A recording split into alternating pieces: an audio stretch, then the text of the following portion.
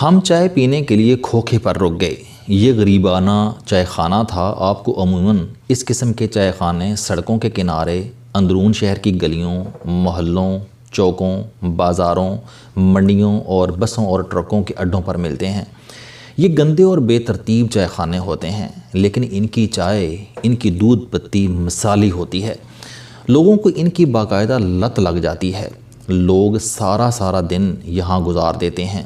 یہ نہ آئیں تو ان کے آرڈر آتے رہتے ہیں اور چائے خانے کا چھوٹا پورا دن انہیں چائے سپلائی کرتا رہتا ہے۔ میں نے جوانی میں ان چائے خانوں کی کامیابی پر خاصی ریسرچ کی تھی۔ مجھے اس کی 4 وجوہات معلوم ہوئی تھیں۔ پہلی وجہ ان کی پتیلی ہوتی ہے۔ یہ سارا دن پتیلی دھوتے نہیں ہیں۔ پتیلی میں ایک کے بعد دوسری، تیسری اور 20ویں چائے بنتی ہے۔ کثرت استعمال کی وجہ سے پتیلی کے پیندے اور دیواروں پر جلی ہوئی پتی کی تیب جم جاتی ہے۔ یہ جلی ہوئی پتی ان کی چائے میں ایک خاص خوشبو، ایک خاص ذائقہ پیدا کر دیتی ہے۔ لوگ اس ذائقے، اس خوشبو کے عادی ہو جاتے ہیں اور یہ اس خوشبو، اس ذائقے کے تعاقب میں بار بار چائے پیتے رہتے ہیں۔ چائے بنانے والا اگر پتیلی بدل لے یا یہ غلطی سے دن میں پتیلی دھو لے تو گاہک فوراً اعتراض کرتے ہیں، چاچا چائے کا مزہ نہیں آیا، آج چائے کس نے بنائی تھی؟ دوسری وجہ چائے کی پتی ہے۔ یہ لوگ برانڈ چائے کے بجائے کھلی پتی استعمال کرتے ہیں۔ یہ پتی تیز ہوتی ہے، اس میں کیفین کی مقدار بھی زیادہ ہوتی ہے اور اس کا ذائقہ اور خوشبو بھی مختلف ہوتی ہے۔ لوگوں کو یہ خوشبو اور ذائقہ گھر کی پتی اور چائے میں نہیں ملتا، چنانچہ یہ چائے خانوں کی چائے کی لت میں مبتلا ہو جاتے ہیں۔ تیسری وجہ دودھ اور چائے کے ابال ہیں۔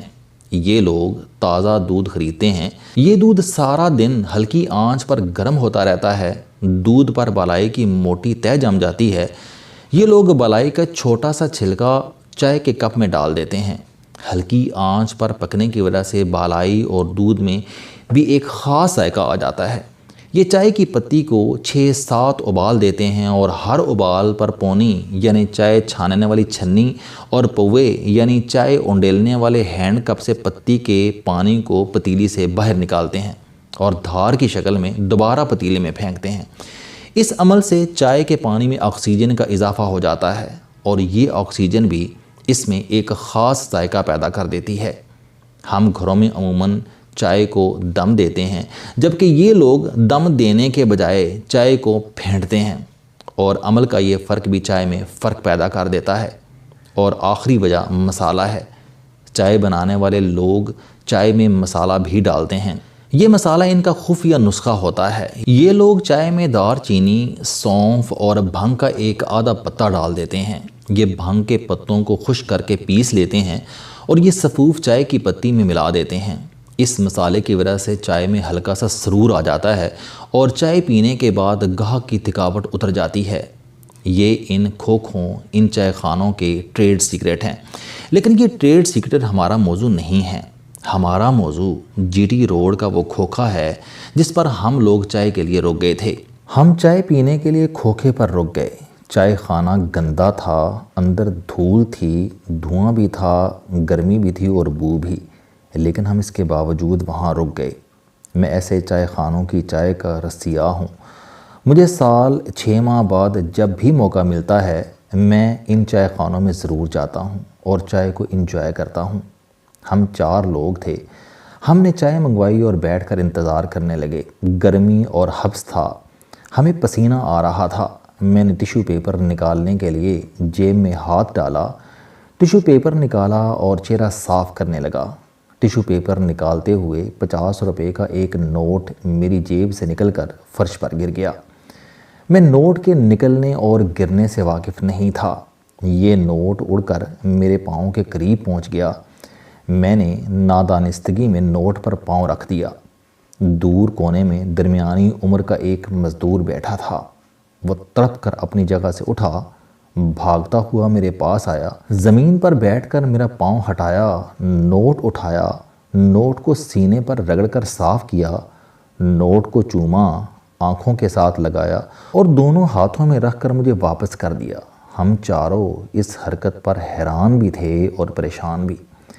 ہماری جیبوں سے عموماً نوٹ گر جاتے ہیں، دیکھنے والے اس کی نشاندہی کرتے ہیں اور ہم نوٹ اٹھا کر دوبارہ جیب میں رکھ لیتے ہیں، لیکن ہم نے زندگی میں کوئی ایسا پاگل نہیں دیکھا تھا جو فرش پر گرے ہوئے نوٹ کے لیے تڑپ کر اپنی جگہ سے اٹھا ہو، فرش پر بیٹھا ہو، اس نے نوٹ اٹھا کر اپنے سینے سے صاف کیا ہو، 50 روپے کے معمولی سے نوٹ کو چوما ہو، آنکھوں سے لگایا ہو اور کسی مقدس ورق کی طرح دونوں ہاتھوں میں رکھ کر مالک کے حوالے کیا ہو۔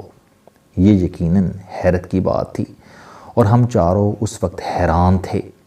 میں نے اسے اپنے پاس بٹھا لیا، اس کے لیے بھی چائے کا آرڈر دیا اور اس سے اس تڑپ، اس عقیدت کی وجہ پوچھی۔ وہ مزدور تھا، مگر وہ صدا کا مزدور نہیں تھا۔ وہ 20 سال قبل شہر کے رئیس لوگوں میں شمار ہوتا تھا۔ ان کا والد شہر کے 4 بڑے تاجروں میں شامل تھا۔ یہ اس کی واحد نرینہ اولاد تھا۔ یہ ناز و نہم میں پلا تھا، گاڑی تھی، بینک بیلنس تھا، جوانی تھی اور ماں باپ کی اندھی محبت تھی۔ یہ چاروں چیزیں جہاں جمع ہو جاتی ہیں وہاں بگاڑ ضرور پیدا ہوتا ہے۔ یہ بھی بگڑ گیا، اس کی صحبت خراب ہو گئی۔ یہ شراب، کباب اور شباب کی لت میں مبتلا ہو گیا تھا۔ اس کے بعد کیا ہوا یہ آپ اس کی زبانی سنیے۔ میں جوان تھا، امیر تھا اور ماں باپ کا اکلوتا بیٹا تھا۔ مجھے برے لوگوں نے گھیر لیا، میری صحبت خراب ہو گئی۔ میرے والد کو معلوم ہوا تو انہوں نے مجھے سمجھانا شروع کیا، مگر انسان کی زندگی میں جب جوانی، شراب اور دولت 3 نشے جمع ہو جائیں تو اس کی عقل پر پردے پڑ جاتے ہیں۔ یہ سمجھنے سمجھانے کی حد کراس کر جاتا ہے۔ میرے ساتھ بھی یہی ہوا۔ میں نے والد کی بات سننے اور ماننے سے انکار کر دیا۔ میری خرابی نے میرے والد کو روگ لگا دیا۔ وہ اس روگ میں چل بسے۔ مجھے ساری زمین، جائیداد اور بینک بیلنس مل گیا۔ میں والد کے انتقال پر اداس ہونے کے بجائے دولت ملنے پر خوش تھا۔ میں نے اپنی ماں اور بہنوں کو چھوٹے سے مکان میں شفٹ کیا، ان کا ماہانہ خرچ طے کیا اور والد کی حق حلال کی دولت کو انجوائے کرنے لگا۔ میں نے اپنے گھر کو رقص گاہ بنا لیا۔ میں اور میرے دوست روز طوائفوں کو گھر لاتے، ساری رات مجرا کراتے، شراب پیتے اور شراب کے نشوں میں طوائفوں پر نوٹ نچھاور کرتے۔ ہم طوائفوں کو حکم دیتے تھے کہ ہم ان پر جو نوٹ نچھاور کریں گے وہ یہ نوٹ صبح تک فرش سے نہیں اٹھائیں گی، وہ ان نوٹوں پر ناچتی رہیں گی۔ مجھے دراصل فرش پر نوٹوں کا قالین اور اس قالین پر ناچتے تھرکتے ہوئے گورے گلابی پاؤں اچھے لگتے تھے۔ چنانچہ میری محفل میں ساری رات نوٹ نچھاور ہوتے تھے اور طوائفیں ان نوٹوں پر ناچتی تھیں۔ یہ کام مہینوں جاری رہا۔ میری عادت، میری حالت سے پورا شہر واقف تھا۔ میرے والد کے ایک دوست کو اطلاع ہوئی تو وہ ایک روز میرے پاس آیا۔ اس نے میرے سر پر ہاتھ پھیرا اور کہا، بیٹا، تمہارے والد لوگوں سے کہا کرتے تھے کہ اللہ تعالیٰ جب کسی سے خوش ہوتا ہے تو یہ اسے دولت سے نوازتا ہے، پھر صحت دیتا ہے، پھر اولاد عنایت کرتا ہے اور آخر میں اچھے دوست دیتا ہے۔ تمہارے والد کہا کرتے تھے کہ دولت ایمان کے بعد اللہ تعالیٰ کی بہت بڑی نعمت ہوتی ہے۔ لوگوں کی نسلیں اسی نعمت کی دعا کرتے کرتے قبرستان پہنچ جاتی ہیں۔ اللہ بہت کم لوگوں پر خوشحالی کے دروازے کھولتا ہے، لیکن جب اللہ کے بندے نوٹوں کو پاؤں میں رونتے ہیں تو اللہ تعالیٰ ناراض ہو جاتا ہے اور یہ دولت کی ناقدری کرنے والوں سے ایمان بھی چھین لیتا ہے، عقل بھی، صحت بھی اور اچھے دوست بھی۔ والد کے دوست کا کہنا تھا کہ تم نوٹوں کو طوائفوں کے قدموں میں نچھاور کر کے اللہ کی بڑی نعمت کی توہین کر رہے ہو، تم تباہ ہو جاؤ گے، تم سنبھل جاؤ۔ لیکن میں اس وقت نشے کے گھوڑے پر سوار تھا۔ میں نے ان کو یہ کہہ کر روانہ کر دیا کہ آپ مجھے میرے حال پر چھوڑ دیں، آپ اپنے بچوں پر توجہ دیں، یہ روز دوسروں کے گریبان پھاڑتے ہیں۔ وہ چلے گئے۔